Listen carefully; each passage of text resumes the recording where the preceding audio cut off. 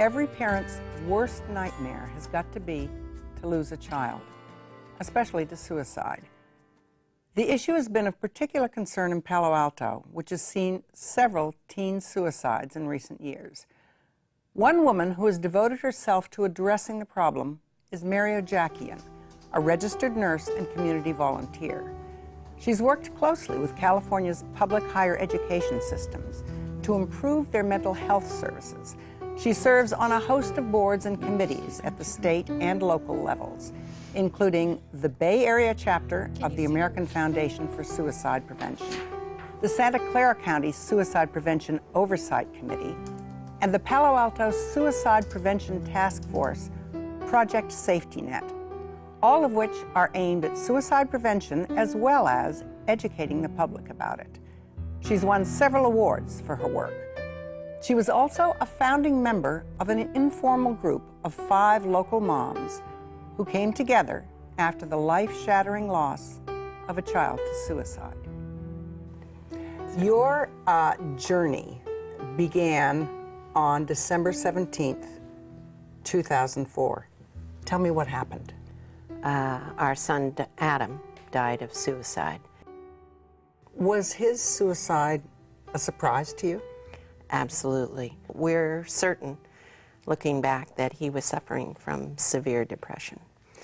Now, you are a registered nurse. You've Yes. worked on advice hotlines, and even a trained professional didn't pick this up. What does that tell us?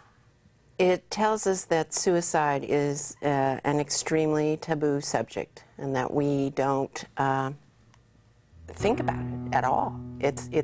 And in fact, parents that I've since met whose children had previously attempted suicide did not expect their child to actually die of suicide. I've read a statistic in a study, 86% of parents who lose a child to suicide absolutely have no clue that that's going to happen. What causes most of the suicides, especially among young people? A disease process. And tell me what the disease is and what the process is. The most frequent cause is major depression. What happens in mental illnesses is that there is a biological dysfunction of the brain.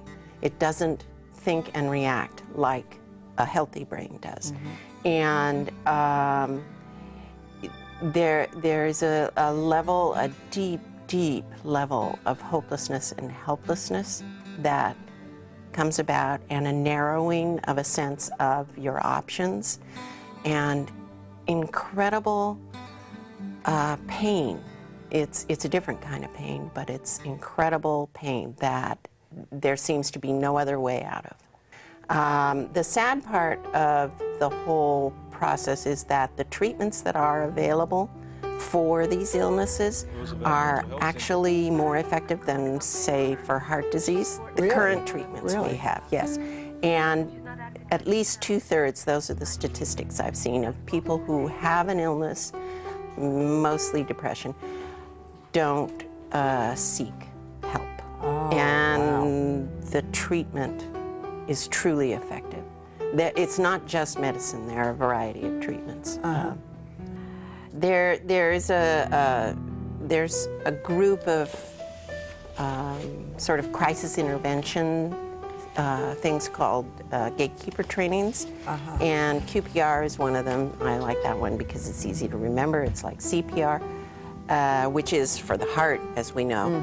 And QPR is basically for an emotional crisis of the brain. It's called question, persuade, refer. Easily learned, doesn't take any longer than CPR.